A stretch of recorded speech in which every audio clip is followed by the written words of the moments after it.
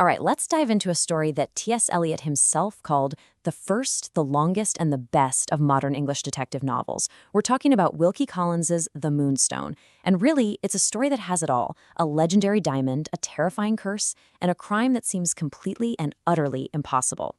Because this story, at its core, isn't just about a missing gem. It really forces us to ask a much darker question. How can a single birthday gift, something so beautiful and brilliant, become the catalyst that just destroys a family? How does it unleash this wave of suspicion, madness, and tragedy that literally tears them apart from the inside out? So, where does our story begin? Well, not in some distant past, not with ancient history. No, we're thrown right into the immediate, shocking aftermath of a crime. Picture this: a wealthy Victorian country house. You know, the kind of place that's supposed to be the very picture of order and respectability? And we arrive at the exact moment that whole illusion is just completely shattered. Okay, so let me set the scene. It's Yorkshire, 1848, and we're at a birthday party for Rachel Verinder. She's turning 18, a huge milestone. Her charming cousin, Franklin Blake, shows up with a gift for her. But this gift isn't from him. It's from her estranged and, frankly, vindictive uncle, Colonel Herncastle. And what is it? A massive, brilliant yellow diamond called the Moonstone. But here's the thing. This is not a happy birthday present. This is an act of pure revenge. It's a cursed piece of history sent specifically to poison the very family that turned its back on him. So, as you can imagine, that celebration doesn't last long. The very next morning, the whole house is thrown into absolute chaos. The Moonstone is gone, vanished. Now, think about this. Rachel put it in a locked cabinet inside her bedroom. The bedroom door was locked. The window was secure. And yet, the diamond is just gone. Instantly, everyone, every family member, every guest, every single servant is a suspect. And that grand, beautiful house, it transforms into a prison of pure paranoia. Okay, so to even begin to understand who could have taken this diamond, you have to understand the diamond itself. This is not just some pretty rock. It's an object with a long, bloody history. A history of violence and a prophecy of doom that stretches across continents and all the way back through generations. So, let's go back. For centuries, this moonstone was a sacred object in India. It was actually set in the forehead of a statue of the Hindu god of the moon, and it was protected by a line of hereditary Brahmin priests.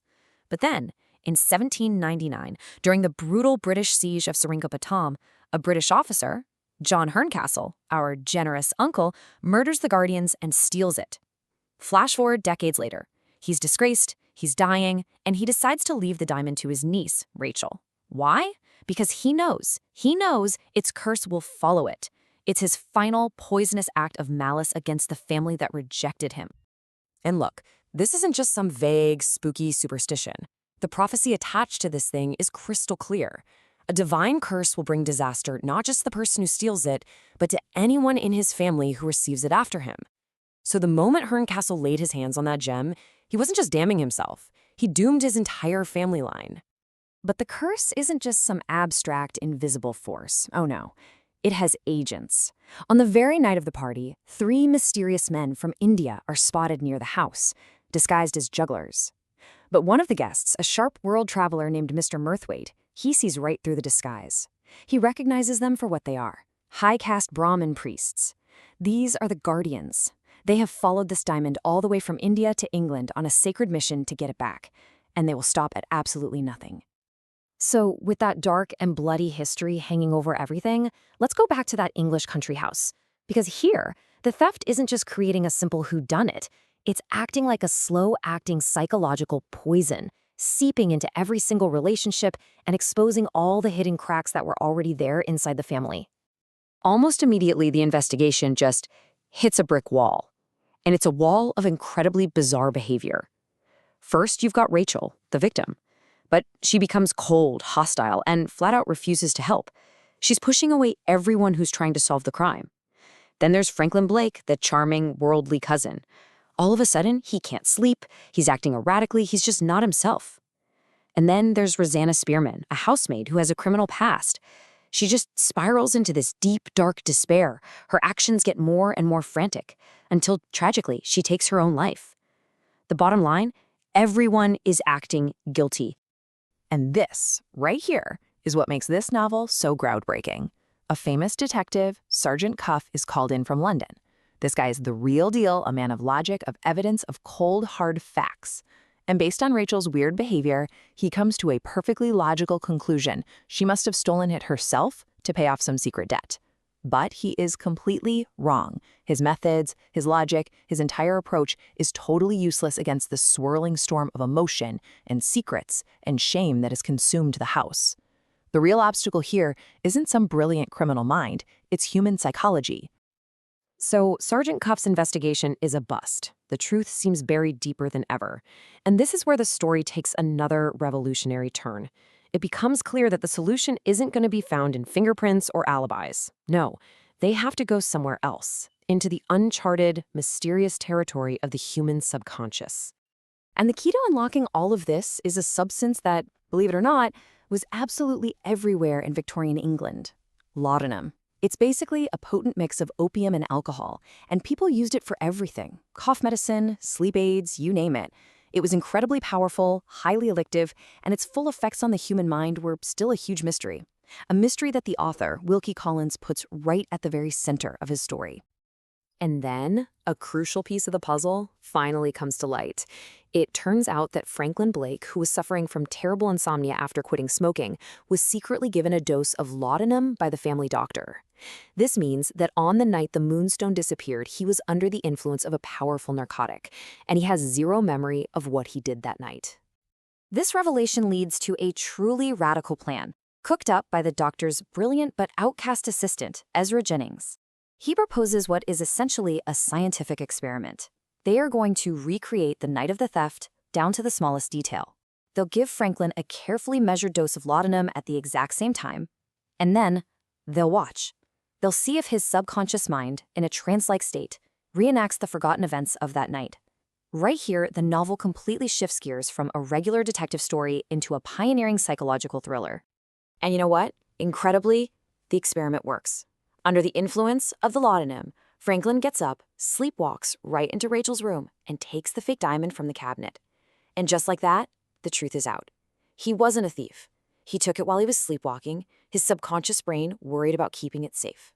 And Rachel, well, she saw the whole thing. She thought the man she was in love with was a cold, calculating thief. Her bizarre hostility, her silence, it was all a heartbreaking, desperate attempt to protect him.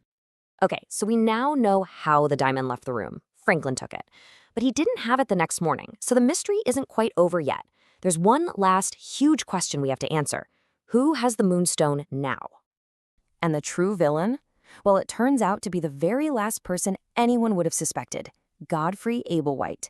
I mean, on the surface, this guy's a saint. He's a celebrated philanthropist, a hero to all the local charities, a deeply devout Christian. But privately, he's living a complete double life, full of sordid secrets. We're talking a hidden villa, an expensive mistress, and a mountain of hidden debt. It turns out Godfrey was also in the house that night. He saw Franklin, in his sleepwalking state, take the diamond. So he just followed him, took the gem for himself, and hid it. So in the end, the motive wasn't some ancient supernatural curse or a big conspiracy. It was the oldest, most human motive in the book: plain, simple, desperate greed. Godfrey takes the diamond and pawns it to a moneylender in London. But in his greed, he forgot about one little detail: the curse's very real agents. The Brahmin guardians, who have been watching, waiting this whole time, track him down. He tries to get the diamond back in a disguise, but they are always one step ahead. They finally corner him in a tavern, kill him, and reclaim the sacred jewel that their order has sworn for generations to protect. And the story's final scene takes us all the way back to India. We get a letter from that traveler, Mr. Murthwaite, and he tells us that the Moonstone has been returned to the holy city of Somnath. It's been placed right back where it belongs, in the forehead of the statue of the moon god. After its long, violent, bloody journey to England and back again, the sacred gem is finally home. The prophecy, at long last, is fulfilled. Which leaves us with the big, lingering question at the heart of this novel. Was the Moonstone really cursed? Was there some supernatural force at play? Or was the diamond just a catalyst, a beautiful, valuable object that simply exposed the greed, the weakness, and the deep-seated flaws that were already hiding just beneath the polished surface of Victorian society? And that, right there, is the brilliant, unanswered question that makes this story so unforgettable.